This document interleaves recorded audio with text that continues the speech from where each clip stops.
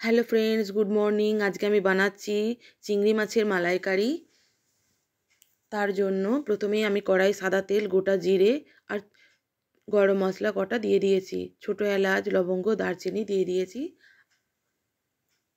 এরপর দিচ্ছি আমি কুচানো পেঁয়াজ। যেহেতু আমার আজকে ফোনটা ক্যামেরাটা ধরার কেউ নেই, সেই জন্য আমি নিজেই ধরছি এবং সে কারণে আমার ছবি পিক এদিক ওদিক হয়ে যাচ্ছে, আপনারা দেখে বুঝতে পারছেন। আচ্ছা, পেঁয়াজটা একটু নাড়াচাড়া করে নিলাম। এরপর দিয়ে দিয়েছি আমি ক্যাপসিকাম কুচানোটা দেওয়ার পরও আমি একটু নাড়াচাড়া করে নিচ্ছি।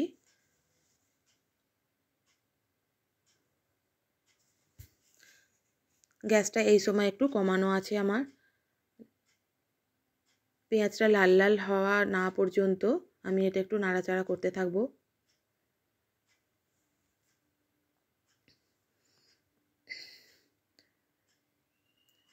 আচ্ছা, এরপর আমি মিক্সিতে টমেটো, কাঁচা লঙ্কা, পেঁয়াজ, রসুন এবং আদা একসঙ্গে মশলাটা বেটে নিয়েছি এবং আমি ওটা ঢেলে দিলাম। ঢেলে দিয়ে নাড়াচাড়া করছি।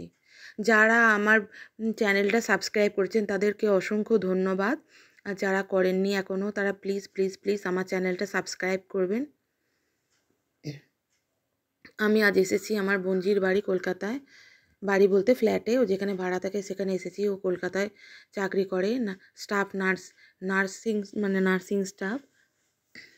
তো ওই বলল, ছোটোমণি আমি চিংড়ি মাছের মালাইকারি খাবো, কিন্তু একটা শর্তে, যেখানে কম তেল মশলা তুমি দিয়ে করবে।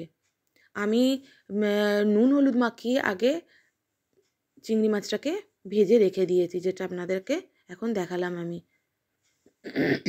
ও চিংড়ি মাছের মালাইকারি খেতে তিশা খুব ভালোবাসে।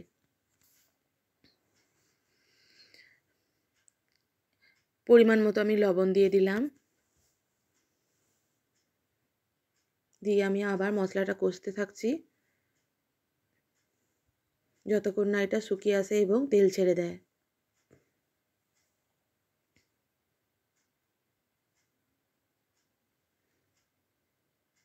আজ বিকালে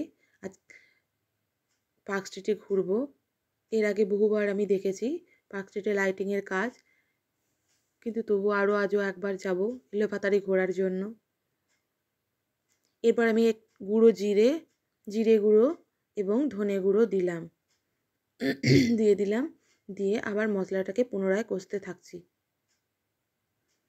যেহেতু ক্যামেরাটা ধরার কেউ নেই, আগেই বলেছি, আমি চিনি দিলাম। চিনি দিয়ে নাড়াচাড়া করে আমি বন্ধ করে দিলাম মশলাটা। চিংড়ি মাছটা আমি দিয়ে একবার মশলার সাথে মিশিয়ে নাড়াচাড়া করে রেখে দিয়েছি ঢাকা দিয়ে। এবার এদিকে আমি আমার দিদি নারকেলগুলো কেটে কুচিয়ে মিক্সিতে বেটে নেব।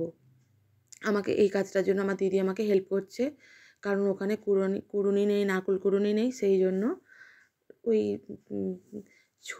বড় ছুরি দিয়েই নারকেলগুলো কুচিয়ে নিয়ে মিক্সিতে আমরা ঘুরিয়ে নিয়েছি। দেখুন, এখানে তেল ছেড়ে দিয়েছে, চিংড়ি মাছটা খুব সুন্দর হয়ে গেছে। আচ্ছা, ওই মিক্সিতে নারকেলটা গ্রাইন্ড করার পর আমি দুধটা বার করে নিয়েছি এবং ঢেলে দিয়েছি। এটা কিছুক্ষণ হবে, দুধেতে কিছুক্ষণ ফুটবে এবং এতে একটু গরম মশলা আপনারা দিতে পারেন, আবার স্কিপ করতে পারেন, তবে ভালো লাগবে গরম মশলাটা দিলে। গরম মশলাটা দিয়ে আমি ঢাকা দিয়ে দেব, একটু হবার জন্য ঢাকা দিয়ে দেবো। দেখুন, আমার চিংড়ি মাছের মালাইকারি রেডি একদম।